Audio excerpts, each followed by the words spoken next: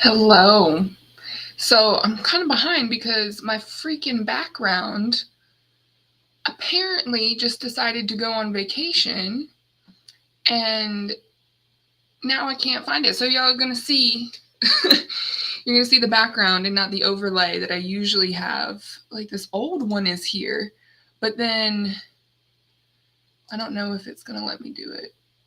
Yeah, okay, these settings are all kinds of messed up today, but I'm not going to let that stop me because I got some stuff to talk about today. So let me start this live on Instagram because all of this gets like streamed to YouTube, my other Facebook community page, and then YouTube, and then I think my Sarah Wilder page. And Restream does not go to Instagram. So today we're talking about this is kind of going to give you a sneak peek into really how I do sessions and with people. But before I get there, I've got a couple things to vent about, just because it kind of leads up to why attention deficit disorder is something that people are really like connecting to. So I really don't like not having I really enjoy having my virtual background because it kind of like doesn't distract me from my own environment. And I'm like, oh, y'all can see I have a stand-up desk that's kind of like an L shape, but we're gonna get through it. I'm not gonna focus on those things because yours truly struggles with attention deficit disorder, and having worked very diligently on balancing my brain and all the different things that go into recovery. We're going to talk about one of my favorite ones because this, for me, acronyms are such a part of life in every industry, in every person's life, that I think is a good representation of contributing to the problem and the solution at the same time. So, but before I get there, like I said, I kind of wanted to vent.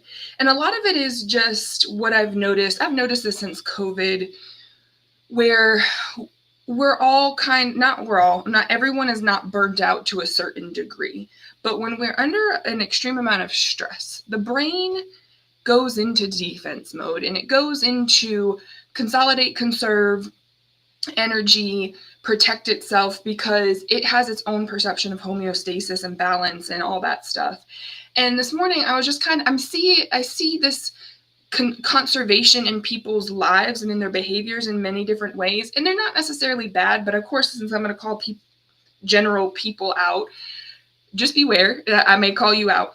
But I was coming back from the gym this morning, and Amazon people, and this is not a dig at Amazon delivery people or Amazon in general, it's just that people delivering packages these days are not being thoughtful or considerate to the point where you're delivering something that someone ordered, that someone spent money on, and you're not even ensuring that it gets to the right place. So I came home from the gym this morning, and there was I left the gym seeing this package in front of someone's door. I came back from the gym seeing that package up against the wall, because clearly that person, it was not their package. So, but why just leave someone's package out in the stairwell?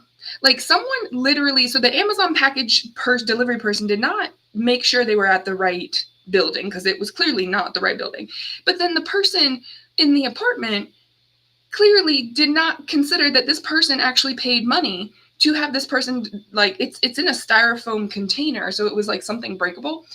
And I'm like, why not bring it to the office? Like, I don't care what time you leave it in front of the door of the office so the people who have people's residential information can actually get it to them. And it happened to me yesterday, whereas like someone's package was delivered to my door. I know it wasn't for me, brought it to the office. So I feel like this what I call cognitive atrophy, is because it's kind of the same thing with, like, if you don't go and you don't use your muscles for a long period of time, it doesn't mean that you lose your muscles. It just means that you lose the resilience to the strength building and sometimes the pain perception of building muscle. That's why most people don't go back to the gym after they've been out for a while, is because they're anticipating the pain. And I'm just seeing that it's in different areas, is that the lack of consideration, and it's not that you have to be considerate to everyone, but it just tells me so much about what people are struggling with. and why attention deficit disorder is something that we're seeing people resonate with, and over time going to unfortunately solidify a lot of people's beliefs that, oh, there's something wrong with them. There's nothing wrong with you for an attention deficit disorder. But what is happening is that if your brain goes under a degree of stress for so long, it starts to conserve and it starts to consolidate. So therefore, consideration of things outside of yourself are going to seem more pressurized because you are like feeling the pressure internally.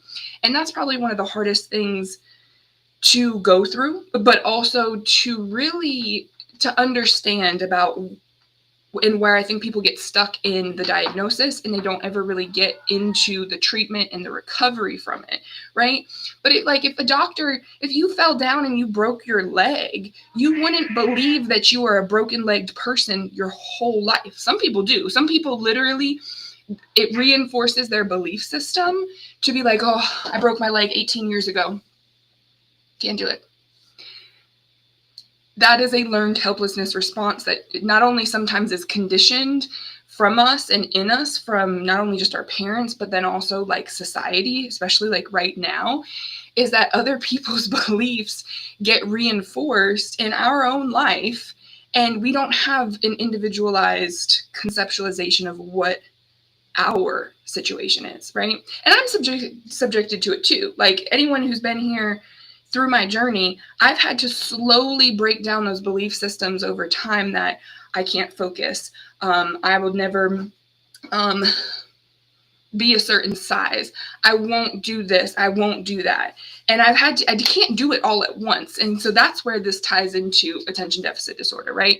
Everyone's presentation, I'll say this as a disclaimer, is different for attention deficit disorder, which is why therapy does exist, because if you need that individualized space to kind of separate yourself from, mom's version of ADD and dad's version and the kid's version of ADD, take it. But if you're able to create that space for yourself, then these are kind of some of the things, and where acronyms as one component, as someone like working with people for so long, I start trying to challenge people's thinking and their belief system. Every profession has acronyms. NPI is one of those that if you hear that acronym and you happen to work in the healthcare industry, National Provider Identification Number. It is a number that's assigned to us as a healthcare provider that if we're in the insurance billing area, we just know it. But then you start to get in every different profession. So right now, given my wheelhouse is healthcare, I'm going to just focus on healthcare, but hopefully these things will, every industry has their own acronyms. And my biggest, I guess I want to say issue, the problem with it is where we even just take ADD, it's an acronym, attention deficit disorder. And then there's this other acronym, attention deficit hyperactivity disorder. They're different things, but they're also very similar. And if not, kind of cut from the same cloth. And when we look at an acronym, my first point that I really want to make here is that it is an efficiency process. Instead of saying attention deficit disorder or attention deficit hyperactivity disorder, we say ADHD, ADD, okay? The problem with that is when in therapy, and why people don't, therapy is difficult, is that when you get to therapy, there's a big difference between a definition of a word and then a meaning of a word. I was having a conversation with someone this week, and who kind of triggered this thought for me is she had mentioned there's a big difference between knowledge and information. And I think a definition of something is more information, and a meaning of something is more knowledge.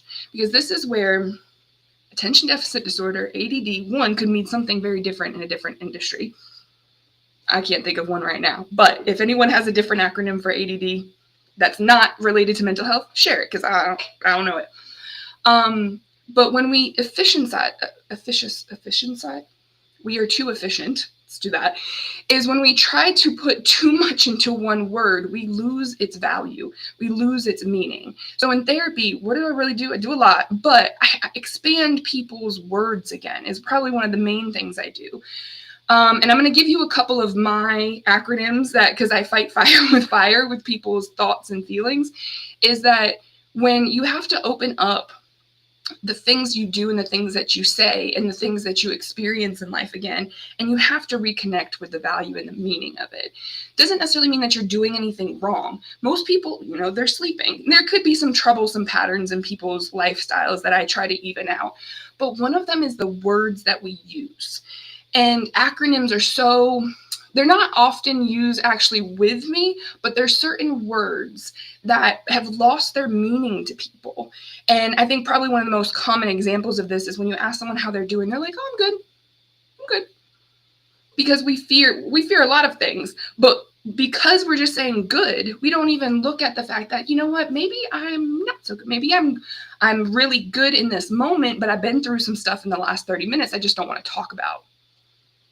We got to open up the conversations. And, actually, let me revise that. We do have to open up more conversations. But if it's a casual, run in and be like, you know what, I'm feeling good about today. Give it context, give it meaning again. And you would be surprised at how much impact that makes just for 1 week of doing that. And it's also retraining your brain to be connected and be mindful in the moment. One of my biggest pet peeve when I wasn't doing this work myself and on myself was the word mindfulness and coping skills. It was a trigger. I was like, these are the main 2 words that I practically use in my day-to-day, right?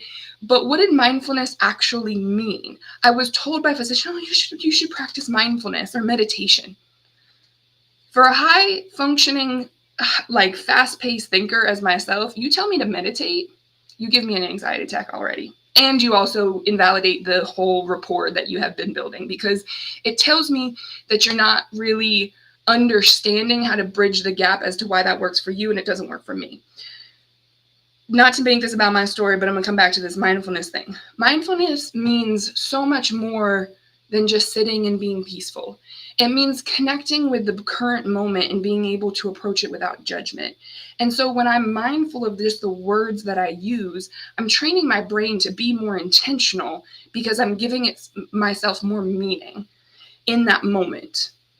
Like I just had a mindful moment on my balcony where I didn't have to turn off my music. Well, I did turn off my music, but I just paid attention to the sky. I just paid attention to the color of it and really connecting with it, and then hearing everything around there and connecting with my senses. That's mindfulness.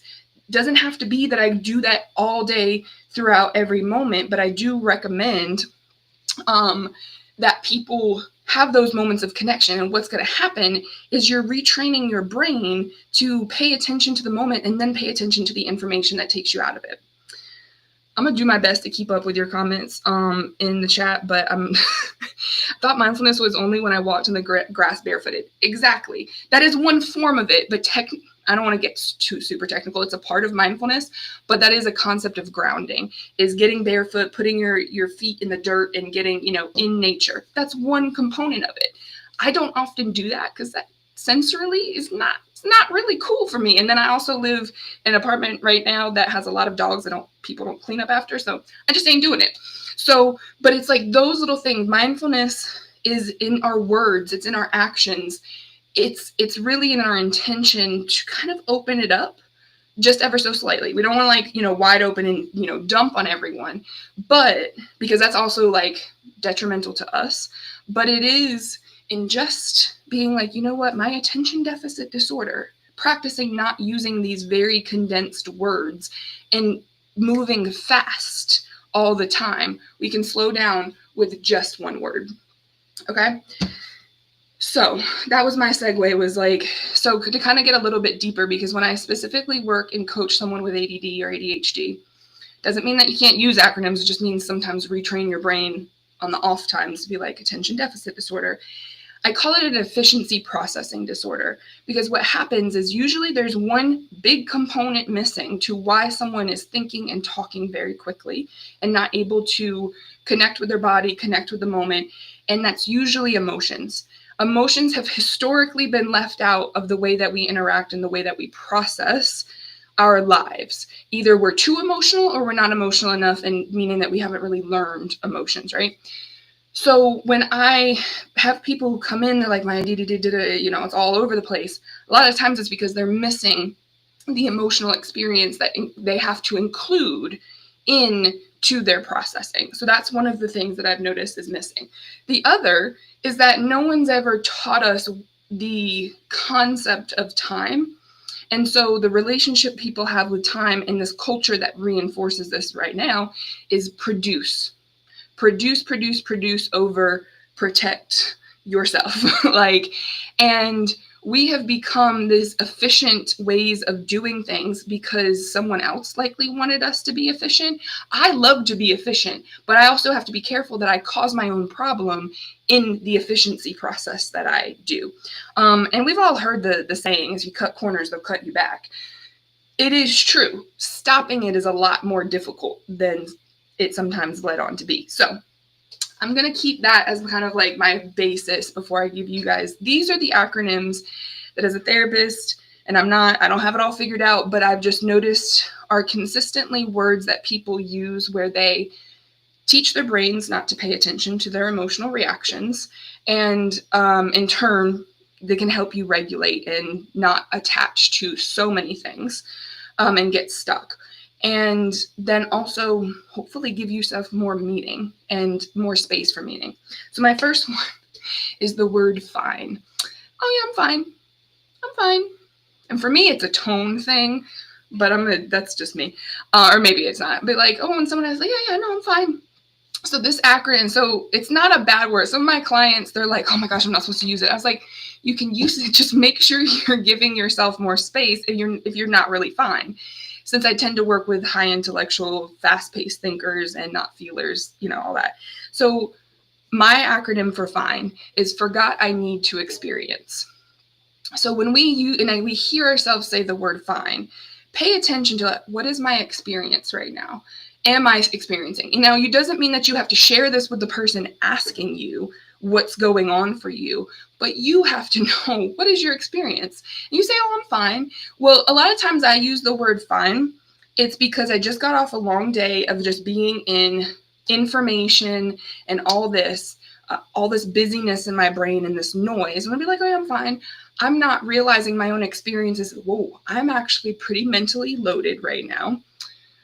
I need to take a breath, slow my body down, slow my mind down, and decompress from all of the energy that I have collected throughout all the day. Because not only are we producing energy as human beings, we're also absorbing other people's energy, especially if you're an empathetic person. That is, I don't want to say it's your problem to diminish it, but it is, if you identify as an empathetic person, you need to be having these conversations with yourself to reinforce the emotional and intellectual boundaries, because that's why the anxiety is out of control. The behaviors are not consistent. You're mad at yourself all the time. Is that the internal experience of I'm fine is that you're not. And that's okay. But you have to connect with that experience for yourself and remind yourself that, oh, as I'm experiencing life and other things, I'm also having an experience that I need to pay attention to. Don't have to stay in it very long. You just have to remind your brain like, oh, perception is both ways, not only in, but inside out. So that's my first acronym that I've come up. This one's kind of new, and I've not given it to a whole lot of people. But one of the main things when it comes to how attention deficit disorder becomes problematic, a lot of times it's in our interpersonal relationships. For the context of this point, I do mean more between another person and not. We have our whole interpersonal experience that I just mentioned. So you can start with that one. But when we have relationships, because life goes on and ADD shows up in those things and all that, is that blame. Blame is a very common word in my field that people bring to me. They're like, oh, you're either blaming yourself or you're blaming someone else.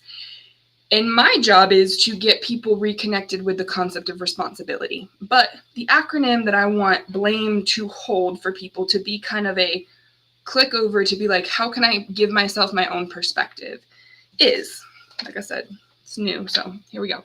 Blame. Bias likely activated, maybe emotional. Bias likely activated, maybe emotional. It's a little bit biased because I deal with emotions, but I need y'all to recognize when you want to blame yourself or you want to blame someone else, more than likely you've either taken too much responsibility for something that was not yours, or someone placed too much responsibility, or you're not taking enough.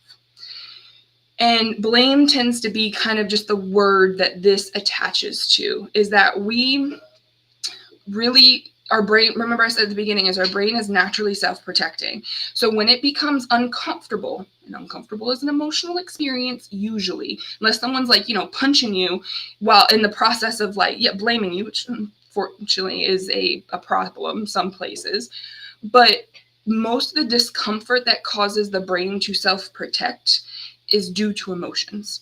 And that is where bias happens. And bias just meaning that things are not equitable for your own experience, is that we have cognitive biases everywhere, and emotional bias is the one that I tend to deal with and then just teach most people about. And then the only thing that you can do with bias is just account for it. It's not something that you can change usually right there in that moment, but it can be something that you challenge. And so that's what I want this blame acronym to really be for some people, is challenge your own thought process and see what happens. I'm not saying it will change everything in your life, but if you were to consider a different perspective, like, oh man, I blame this person, they're this way, they do this, all that, and be like, bias likely activated, maybe emotional. I feel hurt by the actions and the lack of consideration that someone else is having towards me. Should I go try to prove my point to them? I've done it before. Probably not going to work. Is it the right thing to do? Because there's some situations where you gotta step over boundaries and fight the good fight. But there are a lot of situations where you really just need to mind your business, and your business being your emotions, your experience of it. But because our brains naturally are kind of protecting us from dealing with uncomfortable things, because it's an efficiency process. That's why attention deficit disorder is just like, it's more protecting you, so you don't have to do the really hard thing, but it's not sustainable, because in life you actually need the hard things to grow and to be able to become in a healthy form of resilience. There are some unhealthy forms of resilience, but a lot of them usually can be rebalanced and redirected. But let me stay on the point here, is that self-blame is just, it's the number one let me rephrase that. It's the number one point that I deal with that is not sustainable for your human existence. If you are critiquing yourself in everything that you do, or you're not rebalancing the critique with a nurturing point about moving through each moment, you're going to create chronic stress for yourself. I know, because I do it to myself. I'm not perfect. I told you I just lead with vulnerability, that I'm still working on attending to the thoughts that come up in my brain when an old belief system of me not thinking that I'm capable or worthy or uncomfortable to be seen gets activated. It doesn't stop. Recovery is a matter of getting in the flow of what you can't control. And so when you reduce the time that it costs or it takes you to recover your mental and emotional self and your experience, I promise you, it's a game changer. And that's why, unfortunately, I can't even do that. As a therapist, I help facilitate people getting out of that critical voice, but I can't do it. I can't really change it. That person has to go home, be able to pay attention to it, see when it comes up, and be like, oh, I see it. And I can't tell, if someone were to go back through this video and just tell me how many times did I edit myself with what I either said, and it wasn't that I said it wrong, I got ahead of myself sometimes and I just said it quickly, or I put words that used to literally keep me from being here, y'all. That used to literally keep me off camera, eating my feelings and just hiding. Because I didn't want to make a mistake. I didn't want someone to laugh at me. Guess what? No one's laughed at me any single time that I have edited myself, other than myself. Because I trained myself to be like, just laugh it out, because that's how I usually minimized my feelings, which was sarcasm. So I took a little bit of the maladaptive behavior and I paired it with a little bit more of an intentional long-term assertive communication and be like, oh, let me redo that. And because my brain has to register both for it to not create a dominant outcome, if that makes sense, because it's a behavior. There's use for both. My sarcasm, if done with tact and attention to timing, is probably one of the most healing skills that I have to help people through their emotions, because emotions are uncomfortable. They're not fun. As someone who's felt a lot in her life, they're not that fun. But the maladaptive coping skills have had a place in people's lives, and the adaptive ones need to have a place in our lives to be more sustainable. So that leads me to my last acronym, because I only give myself a limit of 3. And now this one I think is a little bit more controversial, and because it's not really, it's one of those common words that shows up in my sessions, and that's the word ego. Ego. I was literally trained I still remember my Psych 101 class at East Carolina. And most people who take a Psych 101 class and think it's going to get you very far, it'll get you farther, but it will also get you stuck in a hole, because it is not a fully developed concept. The ego, the id, and the superego are probably one of the first things that I learn, or anyone learns about, in a psychology class. And it's kind of like a setup. It's almost like you bought a house, that you only bought the foundation of the house, and they still have to build the house, but they sold you the picture of the house and you just didn't know, right? The ego is naturally within all of us. Where we're using it in today in kind of this trendy social media culture is that, like, oh, your ego's talking to me. Yeah, you're probably right. What I deal with people's egos all day. I talk to narcissists probably about 80% of each session, because what it is I'm talking to someone's emotional guidance ordinance. Emotional guidance ordinance. Your ego is the part of your psyche, and that's not even really, I'm not going to talk about the psychological aspects. It's a part of your brain that generates emotion, and it's guiding you to get your needs and your wants met. Most people are getting their wants met these days. The brain functions in pain and pleasure, pretty much. Now, that's not speaking to the scientific structure of the brain. That's just the principles of it. It goes after things that are pleasurable, and it averts things that are painful. And if we feel things that are painful, we try to feel more pleasure, which is why it's self-protecting. And so most people, especially in America, because we are a developed nation, sarcasm, because there's 2 truths to that, but because we are this developed nation and we have extreme scientific technological advancements to a material sense, we go after the things we want, and we do not actually have a clear definition of between the needs and wants anymore in life. And that's ultimately the organization that I do. So when I deal with people's egos, I know I'm dealing with their emotions. I know that I have to figure out how to guide them through their emotions. And then the ordinances is really, I play with the O a little bit, because I literally have 3 different: opportunity, operation, and orientation. But I went with ordinances this way because it really speaks to the process and the protocol of someone's thinking and how they do things. And that's all I'm trying to do, is give people a chance to make a less biased choice on their own accord, live for themselves. I don't care what you do with it. Just don't hurt people. Just include people and hold space for people, because that's what we really need. But a lot of people's egos, so this acronym, I'm hoping will disrupt people. When they say someone else's ego, when they call someone else's ego out, call yourself out. What is your emotional guidance ordinance telling you? Because that's the kind of perspective that we need more of. And it is a conditioned skill. It will take time for you to do all of this simultaneously. But if someone came to me and be like, Sarah, you're out here hurting people, you're making them uncomfortable, and be like, you know what, actually, I'm uncomfortable right now. Because that's what, like, someone coming to me to be accusatory is going to make me uncomfortable. I don't necessarily say that right in the moment, but I recognize it, because if I don't recognize that, oh, my emotional guidance ordinance is telling me this person's not taking accountability and even able to see past whatever emotion they're feeling that brought them to me to displace their emotion onto me. Again, I do this for a lot of hours each day. This is a skill that you have to develop and a mindset that you have to remember. And then sometimes you also have to forget it.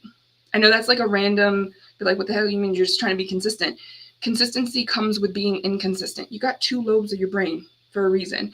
Sometimes you got to shut off thinking so much. This is a problem that my friends call me on, is that you're overthinking it. Because yes, I am a predominant intellectualizer of things that make me uncomfortable. That was my automated processing before I started really working on myself and understanding my reality. But sometimes you have to forget the information that's in here, or it will literally drive you crazy. And I don't use that word a whole lot, but I will use it in the context of driving someone crazy, because if you do not know how to put that boundary in place and that limit for yourself, you're not going to be able to sleep. People are not going to understand you. You're going to wear yourself out. And then you're going to end up right back in these types of conversations because you're going to have to recover. So go ahead and recover. Practice thinking deeply, and then being able to slow that down and try to put a limit to it, because you cannot be on all the time. And that's ultimately one of the reasons we got to recover. So if your ego is driving, because mine doesn't, especially when I'm hungry. Yeah, I'm like, give me food now, because it's my emotions telling me I need fuel, because I use a certain amount of energy holding space for other people. I don't even have to be talking, but I am generating, I'm processing intellectually. And this is where high intellect people who latch onto the ADD and they resonate with that, is usually their relationship with food is completely jacked up, because they do not, when your brain shuts down to accommodate productivity, it is not going to be accurate in how it attends to your needs, because you operating externally and attending to everything, and it doesn't even have to be for anyone else, but looking at a computer screen, looking at something outside of yourself, your brain literally starts to become a cognitive atrophy version of you, and it shuts down those parts of the brain because you're telling it you don't need it. So recovery and how I get people's brains back online, I start with the relationship with food, because you have to slowly introduce information back in about the mind-body connection. And people who are just kind of like very, and when I say high intellect, it doesn't mean the people who struggle with this are low. No, it's more of like high performers, corporate level, like engineering, people who are creating things outside of ourselves for our society, that allow me to be able to record this right now for you. What makes America great already but it's also not sustainable, because those engineers are usually the highest. And one example is engineers. I also see it with doctors, healthcare. A lot of my clients in the past have been healthcare professionals and are healthcare professionals, is because we are building something that people may or may not see, but we're spending energy outside of ourselves to create, and it's less likely that our brain has the ordinance and the operation system to come back and get into our experience completely. So those are my 3 acronyms for you. I do have more, but maybe for another time, because when you give too much information, it doesn't turn it all into knowledge. So hopefully you can take this information and really marinate on it. As a reminder, blame, bias likely activated, maybe emotional. Fine, forgot I need to experience. And ego, emotional, guidance, ordinances. So I'm going to leave y'all with that. I will try to do next week. So thank you. I appreciate you, Ken. I'm going to try to be with y'all next week. I have a bunch of topics that I want to talk about and record for y'all. But March, okay, 2 things in March happening since this is generally over. March is National Social Work Awareness Month. I am a social worker. I'm not a psychologist, and I got a social work values background. So I'm just going to challenge y'all to give social workers their props this month, because we don't get any discounts. One of my favorite social work influencers, I can't remember her tag right now, but she calls herself a social work hood rat, and I appreciate her owning her identity and how she does her things. she made a post today that just, made me realize sometimes I forget March is that appreciation month. We don't get discounts. When we drive up, I'm not going to lie to you. I'll take a nurse discount. You work in healthcare? Absolutely. What do you do? Oh, I'm a social worker. They're like, oh, people think we still hand out food stamps and take people's children away. No. So first update, March is Social Work Awareness Month. So how I am going to do that, and but it's so if you've watched one of my other videos, the Foundations of Faith and Recovery, it was a little bit of my story of coming to reconnect with a faith system and a faith community during my my transformation journey. And I am a part of the Baha'i faith community. So you guys can Google that, BAHAI. But it's a large community, but it's still small too. But March is our fast. So I'm going to be doing my first fast. And this actually relates to ADD, if I still have people watching this far, is because I specialize with people in the relationship with food.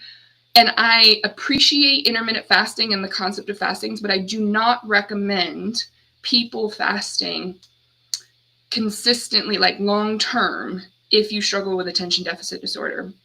Now, it can be very great at the beginning, but for the most part, it does not tend to be sustainable because of what I said earlier, is that a lot of times because your brain's shutting down its processing and recognizing hunger cues is the biggest issue. And so you do need to have some awareness of hunger cues and that process before I would recommend someone starting just on intermittent fasting to lose weight, something like that.